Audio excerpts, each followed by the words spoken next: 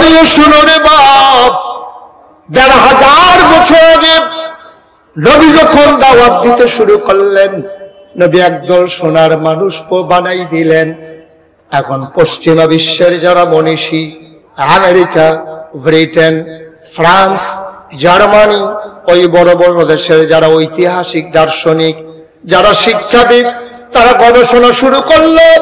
১৫০০ বছর আগে যখন কোন ইউনিভার্সিটি নাই, যখন ধামতি কামিল মাদ্রাসা নাই, যখন দেবিদ্যার কলেজ নাই, বিশ্ববিদ্যালয় কলেজ নাই, যখন ইন্টারমিডিয়েট কলেজ নাই, ডিগ্রি কলেজ নাই, ধামতির মতো কামিল মাদ্রাসা নাই, প্রাইমারি নাই, প্রি প্রাইমারি নাই, গণশিক্ষা নাই, নৈশ শিক্ষা নাই, পত্রিকা নাই, প্রিন্ট মিডিয়া নাই, ইলেকট্রনিক্স মিডিয়া নাই, অবন্ধ নেট নাই, মোবাইল নাই, ডিশ নাই, চ্যানেল নাই, কোরিয়ার সার্ভিস নাই, পোস্ট অফিস নাই, ইউনিয়ন নাই, গ্রাম নাই, মেম্বার নাই, চেয়ারম্যান নাই, মন্ত্রী নাই, এমপি নাই, সরকারি অবকাঠামো নাই, নাই বলতে কোনো কিছুই নাই।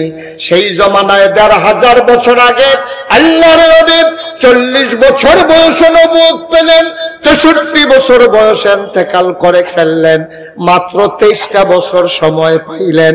২৩ বছরে আল্লাহর নবী এমন একদল সোনার মানুষ বানাইলেন, গবেষক যারা তারা গবেষণা করে কয় এই মানুষগুলা ২৩ বছর আগে রাস্তার মোড়ে মোড়ে দাও ছুরি লাঠি লইয়া দাঁড়াই থাকতো ডাকাতি করার জন্য। ২৩ বছর পরে এখনো দাঁড়াই থাকে, এখন আর আগের মতো না, এখন দাঁড়াই থাকে ওই পাহারা দেওয়ার জন্য, কেউ ডাকাতি করে কিনা দেখার জন্য, ঠিক কিনা?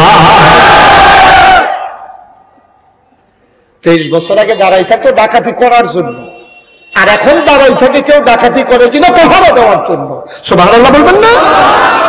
কি মানুষ তৈরি করে দিলেন আমার নবীজি, এমন একজন সোনার মানুষ হযরত ওমর। সুবহানাল্লাহ বলবেন না? এই হযরত ওমর আল্লাহর নবী ইসলামের খলিফা হলেন, আবু বকর সিদ্দিক বিদায় হলেন, হযরত ওমর পৃথিবীর প্রেসিডেন্ট হয়ে গেলেন।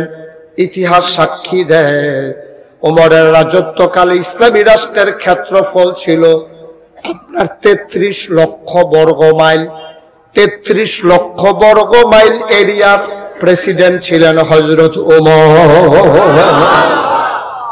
এই যে গভর্নর ব্যবস্থা, এই যে প্রদেশে প্রাদেশিক একটা ব্যবস্থা, এটা উমরের আবিষ্কার। এই যে সচিবালয়, এটা উমরের আবিষ্কার। এই যে মন্ত্রণালয়, এটা উমরের আবিষ্কার। এই যে মন্ত্রী এমপি, এটা উমরের আবিষ্কার।